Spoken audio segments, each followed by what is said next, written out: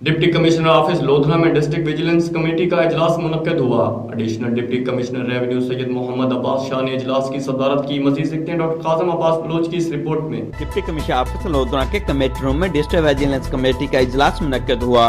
इजलास की सदारत additional deputy commissioner revenue Syed Mohammad Abbas Shah ने की। इजलास में मजदूरों को मुकर्रर उजरत की अदायगी और बट्टाखश मजदूरों की जबरी मशक्कत का जायजा लिया गया। इजलास में assistant commissioner human resource Ashraf Saleh, assistant commissioner duty Khiza Razzaq Manj, district officer labour Imran Sarwar, labour inspector Jawad Chaudhry, DSP circle Sadar Lodhran हाकिम अली खान और दीगर मुतल्लिका महकमाजात के अफसरान भी शरीक थे।